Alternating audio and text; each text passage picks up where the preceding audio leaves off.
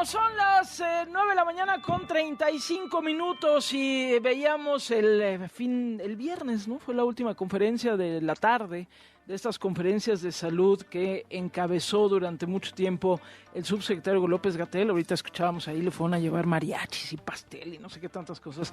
Pero bueno, más allá de ello, me llamó la atención un artículo que escribe Luis Espino. Ustedes lo conocen, hemos platicado ya en varias ocasiones con él. Dice, el fin de sus conferencias de prensa, lo publica en Letras Libres, no debe significar impunidad para Hugo López Gatell, pero sobre todo Luis Espino es un muy buen analista de discurso, analista de las narrativas, y entonces pues eso, quisimos detenernos tantito a decir, pues ¿qué fueron estas conferencias del subsecretario López Gatell? ¿Cómo leerlas? Luis, ¿cómo estás? Te saluda Gabriela, buenos días. ¿Qué tal, querida Gaby? ¿Cómo estás? Muy buenos días. Gracias por la invitación. No, al contrario, querido Luis. Pues a ver, ¿cómo analizar estas conferencias, este discurso que se fue construyendo desde la tarde, querido Luis? Pues mira, yo creo que el estándar global, el estándar internacional existe para darnos cuenta de la gravedad de lo que pasó en México respecto a la comunicación en la crisis sanitaria. Hay manuales, hay estándares de comunicación de riesgo en emergencias de salud pública, tanto de la Organización Mundial de la Salud, de la Organización Panamericana de la Salud. Existen también manuales muy claros de comunicación de crisis y emergencias de instituciones como los Centros de Control de Enfermedades de Estados Unidos. Y estos manuales te dicen con toda claridad cuál es el rol de un vocero técnico y te dan las recomendaciones que debes seguir día a día. Preparar bien los mensajes, no improvisar, demostrar empatía, ser transparente, ser pulcro en el manejo de las cifras, hablar sin abusar de la jerga técnica, construir relaciones respetuosas con los medios, nunca especular, no minimizar ni exagerar riesgos. Mira, son manuales muy, muy completos de lo que debe hacer una autoridad sanitaria cuando enfrenta una situación como la que se ha vivido. Tú ves a lo largo y ancho del mundo que había países pues donde la autoridad sanitaria salía simplemente durante 5 o 7 minutos a actualizar las cifras y a decirle, sobre todo a usar el tiempo aire para decirle a la gente qué tenía que hacer, cómo se tenía que cuidar. ¿Qué sucede en México? Que en México se adapta el modelo de propaganda política que el presidente utiliza todos los días en sus conferencias matutinas y se genera una mañanera bis que incluso el mismo vocero llamaba las vespertinas. Y ahí lo que vimos fue que la prioridad de ese modelo de comunicación fue convencer a la sociedad de que la pandemia era una calamidad inevitable y que todo lo que vimos a lo largo de estos meses, todo lo que hemos visto y sufrido, era algo sobre lo que el gobierno no tenía absolutamente ninguna posibilidad de incidir, de mitigar o de cambiar. Y, desde luego, exculpar a la figura del presidente de cualquier decisión que pudo haber evitado o pudo haber agravado la situación. Entonces, creo que a mí me parece realmente muy grave el éxito que tuvo López Gatell en ese sentido, porque creo que si revisamos las encuestas, gran parte de la sociedad sí ve a la pandemia así, como un hecho del destino, como una calamidad que simplemente nos cayó encima y sobre la que el gobierno no tuvo mayor responsabilidad. Pero a ver, eso es importante. ¿Qué tal, Luis? Te saluda Javier Risco. Buenos días. ¿Sí exculpa al presidente? ¿Sí logra ese objetivo?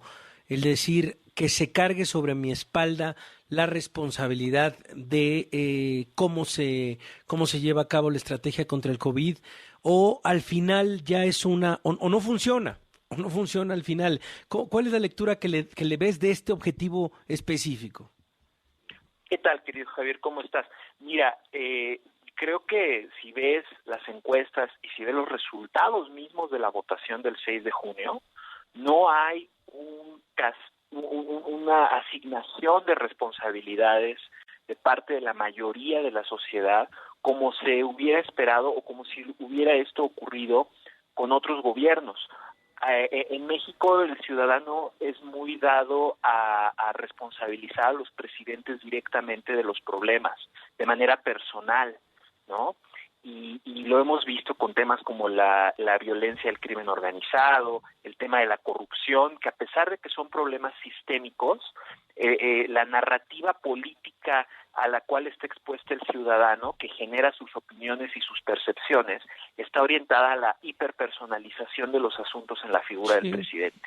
Sí. En este caso, creo que lo que vimos fue que estos ejercicios, tanto la conferencia matutina como las conferencias de López-Gatell, contribuyeron a polarizar a la sociedad, y el mensaje era claro: si tú estás de nuestro lado, no nos puedes culpar por esto.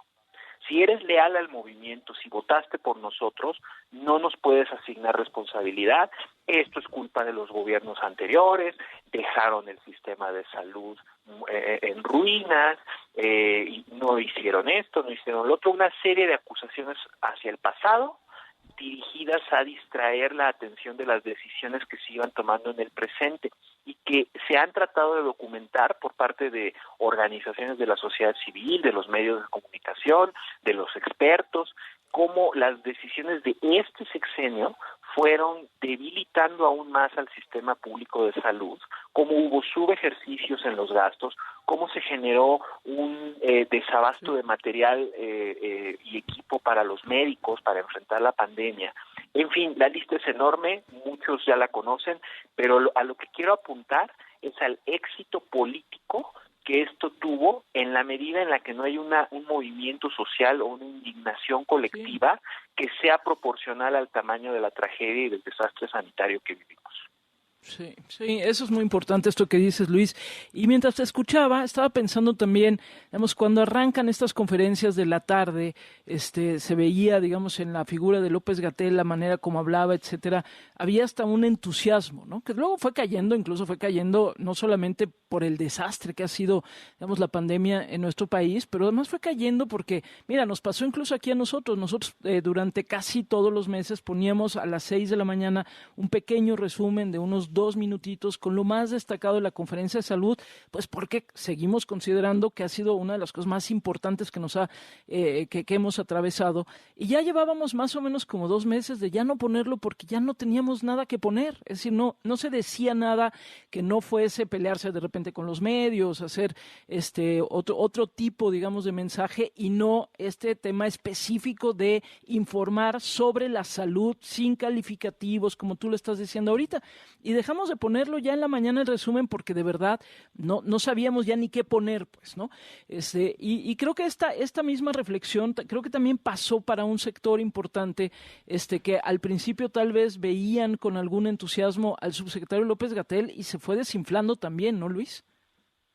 Pues sí, justamente porque es la réplica de un modelo de propaganda política que depende mucho de la figura central de un vocero. Las mañaneras, como les llamamos a las conferencias del presidente, todo su éxito está en la capacidad de ese personaje de atraer la atención y de proveer novedad política a través de declaraciones hiperbólicas, falaces, a veces abiertamente falsas. Y eso es lo que va generando expectativa y pues como un reality show. ¿Qué va a pasar ahora qué va a hacer, ahora qué nueva regla va a violar, qué nuevo límite va a cruzar? Esa fascinación es parte de lo que mantiene el espectáculo vivo.